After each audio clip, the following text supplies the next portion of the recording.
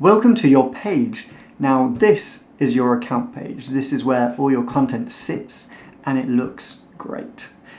You'll notice it has everything most other social media channels have as well. It has a follow account, a bio, profile image or video, and apparently that's a thing as well, which is awesome.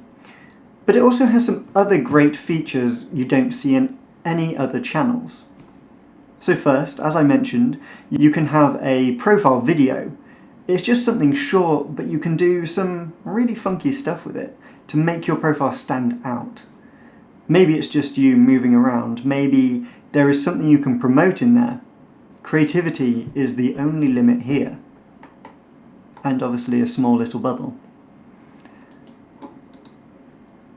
Next you have this little tab here. Now this is your favorites tab.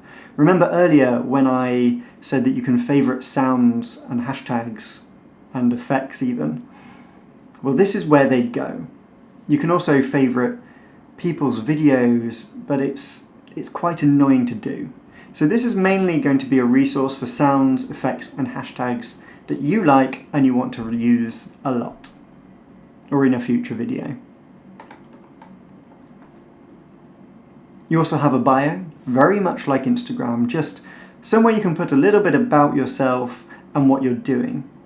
With this bio section though, you can also link your Instagram and or YouTube channels, which will then appear as nice little hot buttons. And you can only have one at a time at the moment. You can add both links, but only one button will show up. This makes it super easy for anyone going to your profile to then get directed to another channel you want. You might be using TikTok to really grow your YouTube channel. Because you can get such a massive reach on TikTok, you can then direct those people to your YouTube or to your Instagram to grow those organically. And it's a great idea to do. I would definitely do that. So this makes it really easy using TikTok to show snippets of your videos and then getting them to go to YouTube and watch the entire video. Before we actually get to the videos, you also have this little navigation here. Now this just splits up your live videos from your videos that are set to private, or the videos you've liked. So with the liked panel, I tend to use this as my favorite sections for video. So I like the videos that I want to reference back to later, as well as videos I just generally like. If I really like a video, I'll post a comment on it. Now, why would you want to private a video? Maybe you aren't ready for people to see it yet. Maybe you just wanted to post it and to send it for someone for sign off or for some approval. You can also set videos so that only mutual followers can see, and this is where they will all sit. So videos that you only want your friends to really see, special videos.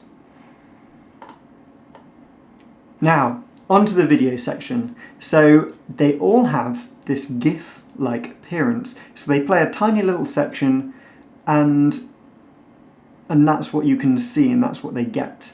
So when creating your video, you've got to think about what you want to show and what might get people's attention to watch if they are on your profile. I tend to use titles a lot in my videos, so I will use the first section as the cover GIF, so people know what it is I'm talking about in that video. But play around with it and see what works for you. Maybe there is a section in your video that has a lot of movement, so it really grabs attention. That'd be a great section to use. You also see with the content that it has numbers in the bottom left.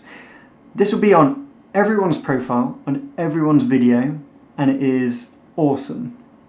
I'll tell you why.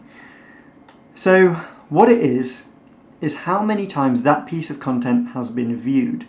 So for one, if you want a really quick overview of your content and how it's performing, how each piece is performing better than the others, you can scroll through your own feed and see which is doing better. Then you can dig deeper into the analytics of that piece if you wanted to know more. But you can also go to other people's profiles in the same interest group as you and look at their content to see what is doing best, what are they doing that's good, what's doing well for them. Then you can quickly analyse it, maybe look at the content, the hashtags, description, all of that, and take inspiration from it for your own content. So let's go on to the analytics then.